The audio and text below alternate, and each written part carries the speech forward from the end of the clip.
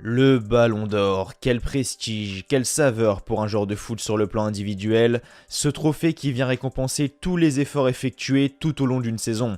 Cependant, il y a 30 nominés, mais il n'y aura qu'un vainqueur. La question est donc, qui succédera à Lionel Messi et qui repartira de la capitale française avec le Ballon d'Or 2022 ?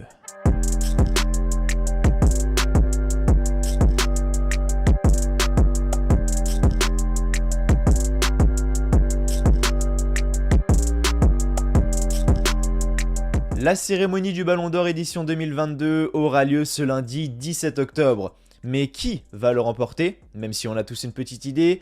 En tout cas, aujourd'hui, on se retrouve pour une vidéo concernant mon top 30. Qui doit finir 30e, qui doit finir 20e, qui doit finir 10e, qui doit finir premier et remporter ce fameux Ballon d'Or. Et pour répondre à cela, on va diviser la vidéo en 4 parties.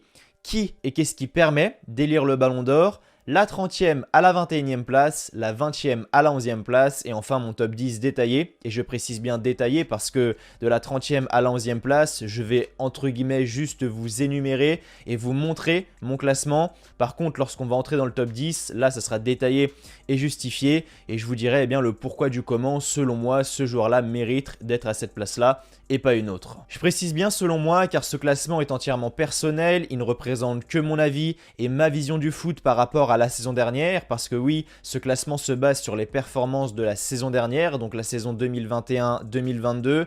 Donc là, Haaland qui met 58 buts en 2 matchs, Benzema qui met pas un pied devant l'autre depuis août, ça, tu oublies, hein. On se base vraiment sur les performances de la saison 2021-2022, comme les vraies règles du Ballon d'Or. Et je sais qu'il y en aura beaucoup qui seront en désaccord avec moi. Ah non, mais pourquoi lui tu l'as mis là? Ah, lui tu le mets avant lui, c'est pas normal, etc. C'est mon choix personnel, mon classement personnel, donc un peu d'indulgence. Voilà, je pense que j'ai à peu près fait le tour, on va pouvoir continuer. Mais avant de continuer, n'oubliez pas de mettre un petit like, un petit pouce bleu. Voilà, ça me ferait vraiment extrêmement plaisir et ça m'aiderait énormément. Et n'oubliez pas de vous abonner à la chaîne. Voilà, si vous êtes un énorme fan de foot, cette chaîne est faite pour vous. Et n'hésitez pas à mettre votre top 30 dans les commentaires, ça m'intéresse énormément. Donc pour ce qui est de la définition, qui et qu'est-ce qui permet d'élire le Ballon d'Or? Alors déjà qui? Ce sont tout simplement 180 journalistes de partout à travers le monde qui composent un top 5, en sachant que le premier de leur classement prend 6 points, le deuxième 4 points, le troisième 3 points, le quatrième 2 points et enfin le dernier 1 point. Ensuite, on compile les points, ça nous donne un classement et le premier du classement est élu Ballon d'Or. Voilà, c'est aussi simple que ça. Maintenant, qu'est-ce qui permet d'élire le Ballon d'Or? Alors, il y a 3 critères majeurs. Le premier et le plus important, ce sont les performances individuelles et le caractère décisif de ces dernières, les performances collectives et le palmarès accumulé au cours de la saison, et enfin pour terminer, la classe du joueur et son sens du fair play. C'est donc le moment pour moi de vous donner mon classement, qui je le rappelle est basé sur les performances de la saison dernière, donc la saison 2021-2022, et que seulement les 10 premiers auront une analyse complète et détaillée. Donc de la 30e à la 21e place, numéro 30, Dusan Vlahovic, Serbie, Juventus. Numéro 29, Antonio Rudiger, Allemagne, Chelsea. Numéro 28, Raphaël Leao, Portugal, AC Milan. Numéro 27, Sébastien Haller, Côte d'Ivoire, Borussia Dortmund. Numéro 26, Mike Maignan, France, AC Milan. Numéro 25, Darwin Nunez, Uruguay, Benfica Lisbonne. Numéro 24, Luis Diaz, Colombie, Liverpool. Numéro 23, Fabinho, Brésil, Liverpool. Numéro 22, Joshua Kimmich, Allemagne, Bayern de Munich. Et enfin numéro 21, João Cancelo, Portugal, Manchester City. De la 20e à la 11e place désormais. Numéro 20, Harry Kane, Angleterre, Tottenham. Numéro 19, Erling Haaland, Norvège, Borussia Dortmund. Numéro 18, Cristiano Ronaldo, Portugal, Manchester United. Numéro 17, Trent Alexander-Arnold, Angleterre, Liverpool.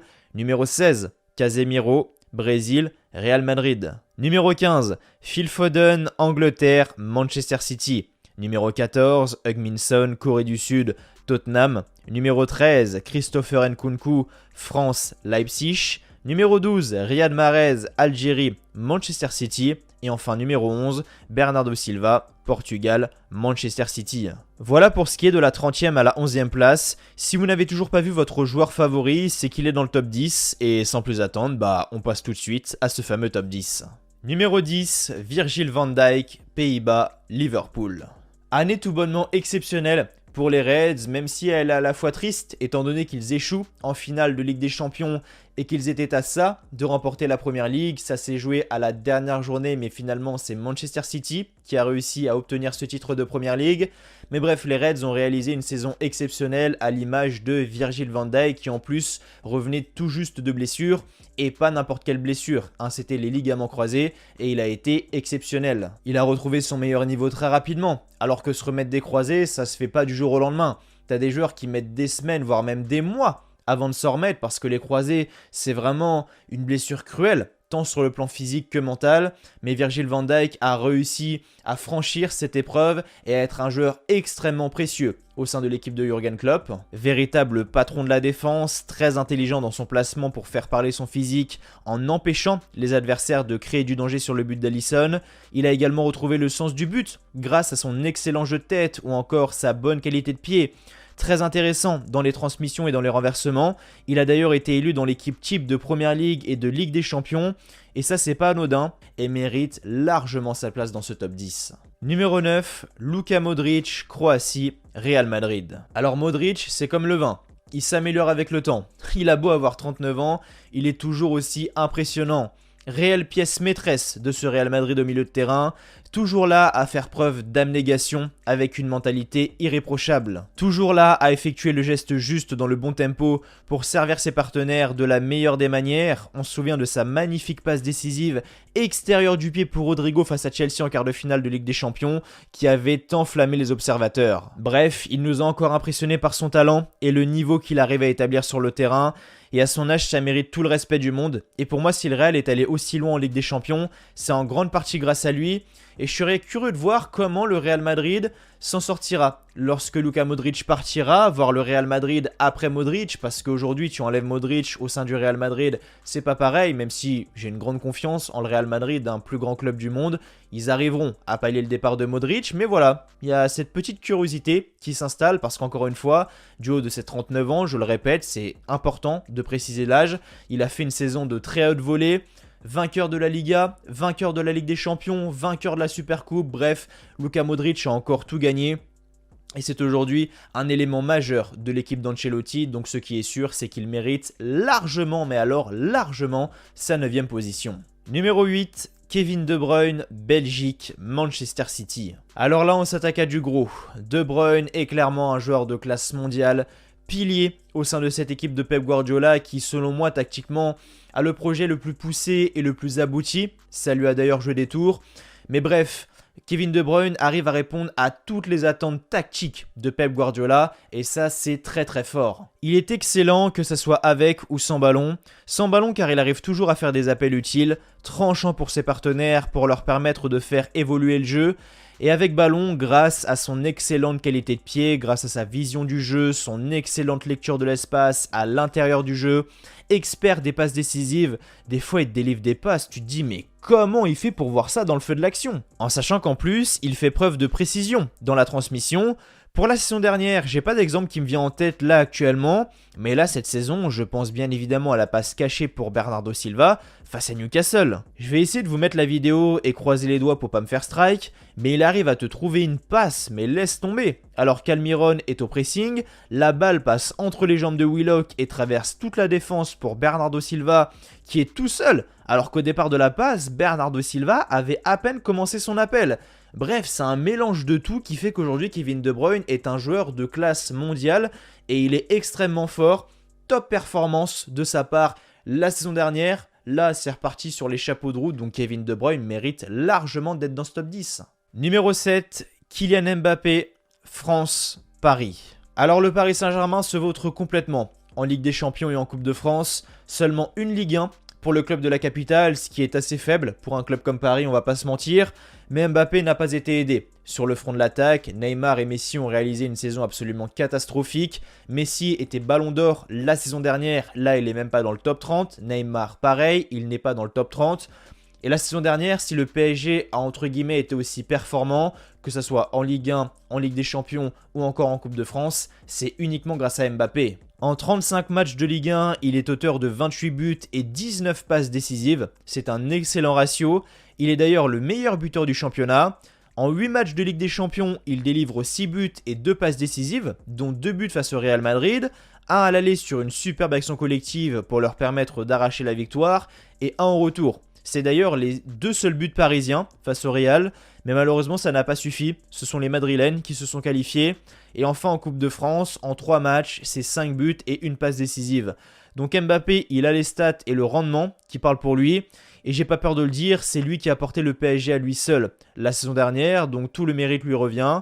Maintenant, le fait d'avoir remporté uniquement la Ligue 1 fait qu'il se hisse à la 7ème position. Par contre, s'il aurait remporté la Ligue des Champions en ayant porté son équipe jusqu'au bout, il serait facile dans le top 3 et pas 3ème, si vous voyez ce que je veux dire. Maintenant, je trouve ça dommage, toutes ces histoires là en début de saison le concernant. Je pense que sa prolongation lui est montée à la tête et nuit à ses performances, et s'il continue comme ça, son rêve d'obtenir le ballon d'or n'est pas près d'arriver tout de suite. Numéro 6, Robert Lewandowski, Pologne, Bayern de Munich. Concernant Lewandowski, je pense qu'on était tous d'accord pour dire que la saison dernière, il méritait le ballon d'or, en tout cas plus que Messi, mais bon, on va pas refaire l'histoire. Et là, Lewandowski se retrouve à la 6ème place. Pourtant, il fait une très bonne saison, Lewandowski individuellement, mais ce qui a pêché, c'est collectivement.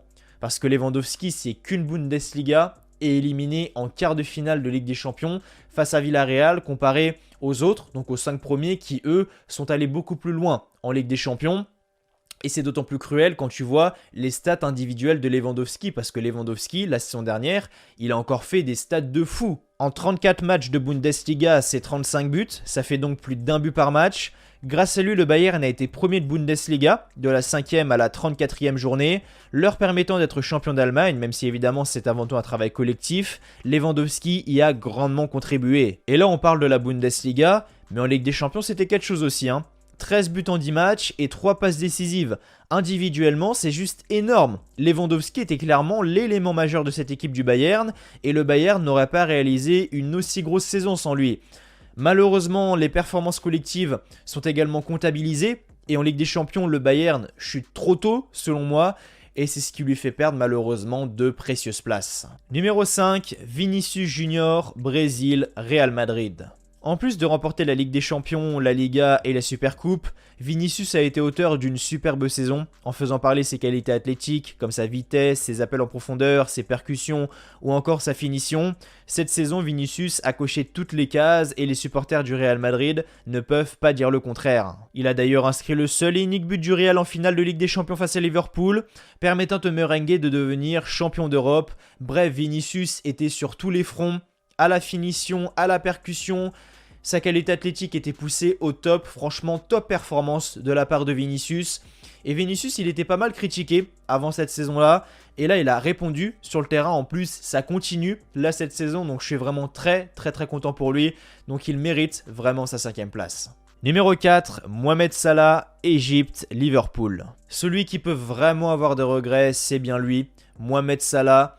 Malheureux, car exceptionnel sur le plan individuel, avec un total de 51 matchs joués, 31 buts et 16 passes décisives, toutes compétitions confondues en club. Il a su se démarquer grâce à sa qualité de dribble, de percussion, d'élimination ou encore d'observation, ce qui lui a valu le titre de meilleur buteur, passeur et joueur de Première Ligue. Cependant, là où Salah peut avoir des regrets, c'est sur le plan collectif, car individuellement, ok c'était top, mais collectivement c'est 0 titre majeur.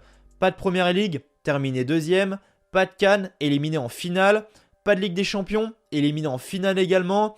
Bref, Mohamed Salah peut être vraiment malheureux, parce qu'il est vraiment passé à côté de quelque chose, et je pense que sa place aurait pu être différente s'il avait remporté un titre. Vous allez voir, la 2ème position, si Salah avait gagné la CAN à la place du monsieur à la 2ème place, il aurait été 2ème, et la personne qui est à la 2ème position aurait été 4ème.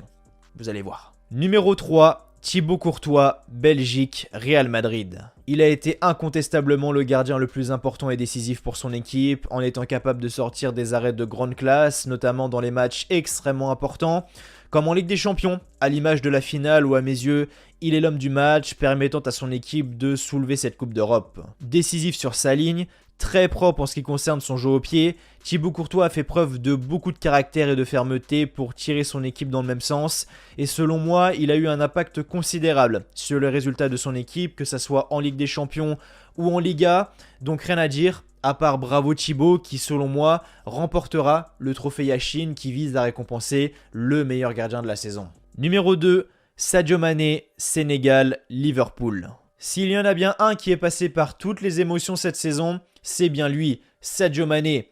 À deux doigts de remporter la Première Ligue, finaliste de la Ligue des Champions et surtout champion d'Afrique avec le Sénégal en réalisant de belles performances. Waouh, quelle année pour lui! Que ça soit sur le plan individuel ou encore collectif, il a été au top, auteur de 51 matchs, 23 buts et 5 passes décisives, toutes compétitions confondues. Je pense que s'il avait réussi à remporter la Ligue des Champions à la place du premier du classement, il aurait pu être Ballon d'Or. À voir, parce qu'au vu de ses performances sur le plan individuel et sur son bilan collectif, il aurait été intouchable. Victoire de la CAN, victoire de la Ligue des Champions, il était à ça je le rappelle, et victoire de la Première Ligue, il était à ça également.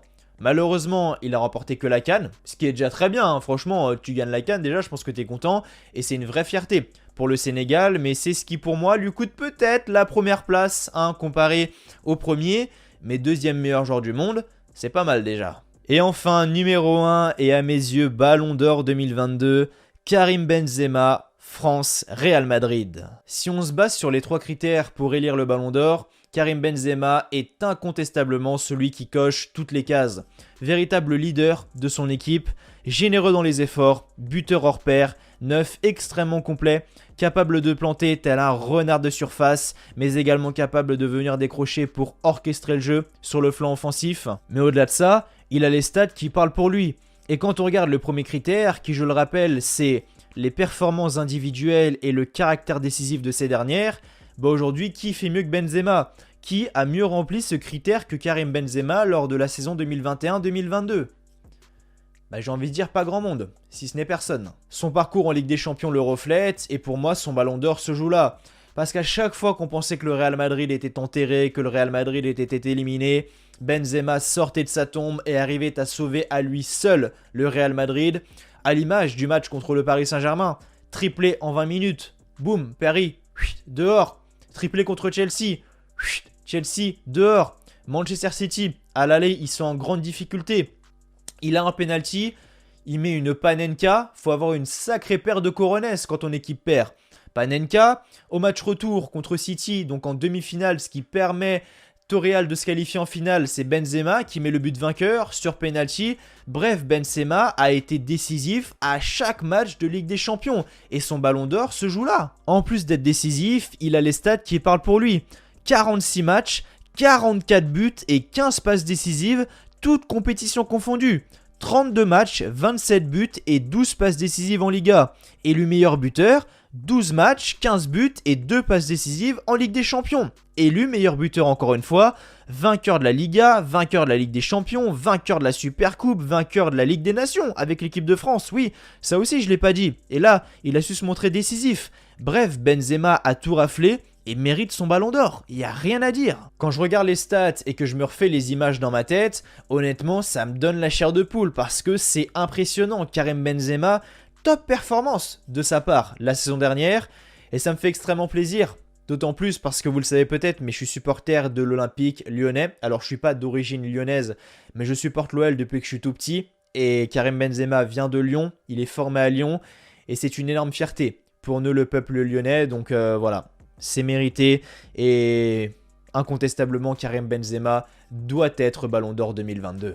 Donc voilà pour la liste des 30, mon classement pour le Ballon d'Or 2022, avec le classement que vous voyez affiché à l'écran. Bon déjà je vous le laisse parce que j'ai mis 3 plombes à le faire. Et deuxièmement je rappelle que ce classement est purement personnel. Donc n'hésitez pas à me donner votre avis par rapport à mon classement en commentaire et à faire le vôtre également, voir si vous avez un avis similaire ou différent du mien, ça m'intéresse énormément. Avant de partir, si la vidéo vous a plu, n'oubliez pas de mettre un petit like, un petit pouce bleu. Voilà, ça me ferait vraiment extrêmement plaisir. Et n'oubliez pas de vous abonner à la chaîne si vous avez aimé ce que vous avez vu. Si vous êtes un énorme fan de foot, cette chaîne est faite pour vous. Donc franchement, n'hésitez pas. Nous, on se retrouve bien très prochainement pour de nouvelles vidéos. D'ici là, prenez soin de vous. Je vous souhaite comme toujours que du bonheur, que des bonnes choses. Portez-vous bien. Et merci à vous d'avoir regardé cette vidéo. Allez, ciao, bye bye, et n'oubliez pas, Benzema Ballon d'Or 2022, let's go!